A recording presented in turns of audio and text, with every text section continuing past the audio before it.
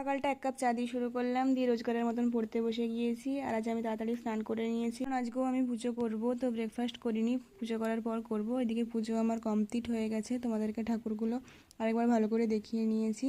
আর আজ ব্রেকফাস্টে খেলাম পান্তা ভাত, ছোলা ভেজা আর আলু মাখা আর পেঁয়াজ। তারপর তো তেমন একটা ভিডিও করিনি, ডিরেক্ট লাঞ্চে চলে এসেছি। আজকে আমাদের লাঞ্চে ছিল ভাত, কুঁদরি ভাজা, ভেন্ডি ভাজা, ঝিঙে আলু পোস্ত আর আলু দিয়ে মাছের ঝোল। তো তাড়াতাড়ি করে খেয়ে নিলাম। আর শেষে আমার দইও ছিল, যেটার আর ভিডিও করা হয়নি।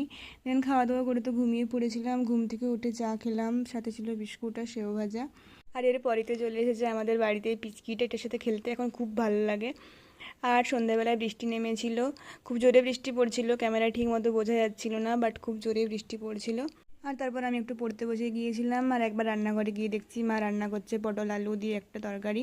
এটা কমপ্লিট করে নিলাম। আর এটা হচ্ছে তার পরের দিনকার ভিডিও। ব্রেকফাস্টে খেলাম মুড়ি, চপ, ছোলা পিঠা। সেদিন ছিল মঙ্গলবার, মাসিদের বাড়িতে আমাদের লাঞ্চে নিমন্ত্রণ ছিল। দেখো মাসি কত কিছু রান্না করেছে, বেগুন ভাজা, পোস্ত দিয়ে আলু ভাজা, ভেন্ডি ভাজা, খসলা ভাজা, যা যা আমার ফেভারিট সব কিছু করেছিল। ডাল, পোস্ত, পটলের তরকারি, চাটনি, আম, দই, মিষ্টি সব ছিল।